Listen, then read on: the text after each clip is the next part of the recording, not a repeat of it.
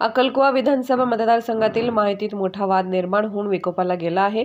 अक्कलकुवा मतदारसंघातील नवनिर्वाचित आमदार आमशा पाडवी यांच्या विरुद्ध महिलेने विनयभंगासह मारहाणीचा गुन्हा दाखल केला आहे। आमदार आमशा पाडवी, मुलगा शंकर पाडवी व त्याच्या कुटुंबातील सदस्यांनी व त्याच्या कार्यकर्त्यांनी घरात घुसून मारहाण केली। याबाबत पीडित महिलेने अक्कलकुवा पोलीस ठाण्यात सुमारे 9 ते 10 जणांविरुद्ध गुन्हा दाखल केला आहे।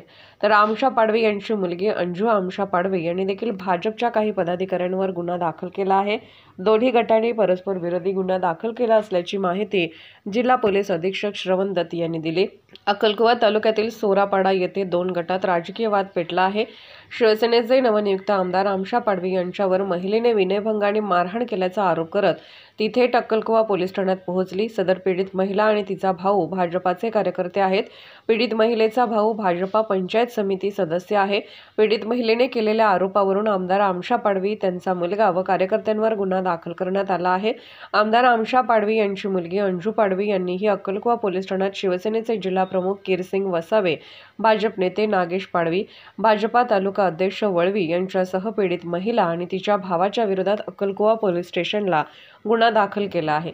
एकंदरीतच विधानसभा निवडणुकीत महायुतीत वाद निर्माण होऊन महायुतीचा उमेदवार आमशा पाडवी याच्या विरोधात भाजपच्या माजी खासदार हिना गावित यांनी पक्षाचा राजीनामा देऊन अपक्ष उमेदवारी केली होती। निवडणुका संपल्या परंतु महायुतीतील वाद अजून मिटला नसल्याचे चित्र यावरून दिसून येत आहे। काय घटना होती कालची नेमकी? अक्कलकुव्याला 2 गुन्हे दाखल झालेले, काय संदर्भ होता आणि काय नेमकी घटना? नमस्कार।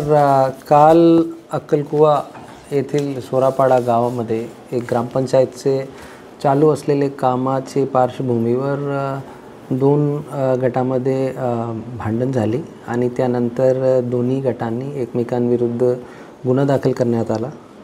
त्यामध्ये अक्कलकुवा पोलीस स्टेशनमध्ये क्राईम नंबर 424 2000/2024 कलम 333 79 74 198 191 190 115 352 आणि 349 त्याचबरोबर ॲट्रॉसिटीची 31 RS प्रिव्हेन्शन ऑफ ॲट्रॉसिटीची 31 RS कलम असा गुन्हा दाखल करण्यात आला। 9 लोकांविरुद्ध व इतर 9 नॉन अक्यूज्ड आणि इतर लोकांविरुद्ध तसा गुन्हा दाखल करण्यात आला।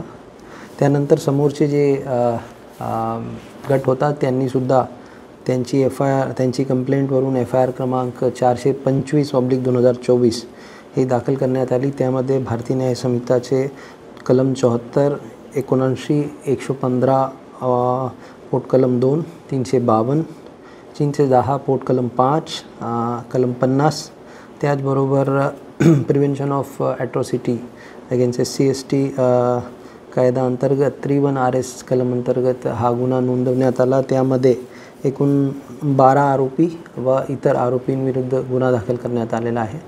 दोन्ही गुन्ह्यांचा तपास सहाय्यक पोलीस अधीक्षक तथा उपविभागीय पोलीस अधिकारी अक्कलकुवा यांच्याकडे सोपविण्यात आलेला आहे आणि तपास सध्या सुरू आहे।